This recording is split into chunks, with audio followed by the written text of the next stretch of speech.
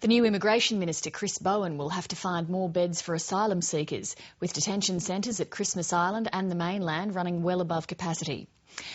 And the new Foreign Minister, Kevin Rudd, will make his first overseas trip before the week's out. Frances Bell reports from Canberra. Kevin 747 is returning to the world stage. Mr Rudd will be sworn in as Foreign Minister tomorrow, but before he unpacks his new office, he'll be packing his bags for the United States. Arriving in Washington on Friday for talks with senior figures in the Obama administration, then on to New York for the UN General Assembly. The cornerstone of Australia's foreign policy and security policy is our alliance with our great friends and partners in the United States. The trip is likely to include some discussion of the war in Afghanistan. Australia's Defence Chief says the 9-year campaign has reached a crucial point, with the US-led troop surge only now reaching its full capacity. And now we have the right strategy and associated resources for the first time since 2001. But he's warned that conditions for Australian soldiers remain extremely dangerous. The fight is becoming more intense. We can expect violence levels to increase as we contest the insurgency in greater numbers and across a wider area in the south. And while the conflict continues to put a strain on defence resources, so too does the steady stream of Afghan asylum seekers arriving on Australian shores, as patrol boats and Orion surveillance aircraft are deployed to the northwest.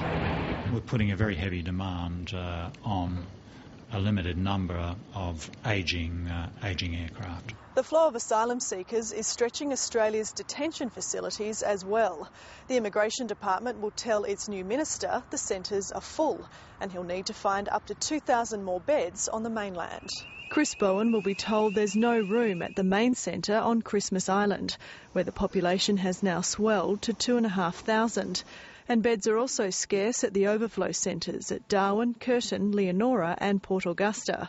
The next options could be an expansion of the Curtin Detention Centre or even a new centre at Northam, east of Perth. At the moment, we're seeing a swell of numbers of people who are literally left in limbo and remote detention. It's unclear whether the government will extend its 6-month suspension of processing new asylum applications from Afghanistan, which is due to expire next month. There'll be more people staying longer, and then more arriving on top of that.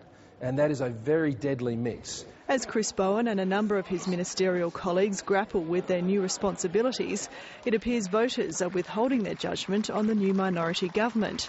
The latest news poll to be published in tomorrow's Australian newspaper shows the two-party preferred vote for Labor and the Coalition virtually unchanged at 50-50, while in the preferred Prime Minister stakes, Julia Gillard is stable at 50%, while Tony Abbott has slipped back 3 points to 34%. It's unlikely to cause much distraction as Mr Abbott finalises his next task of shaping his own new-look frontbench. Frances Bell, Lateline.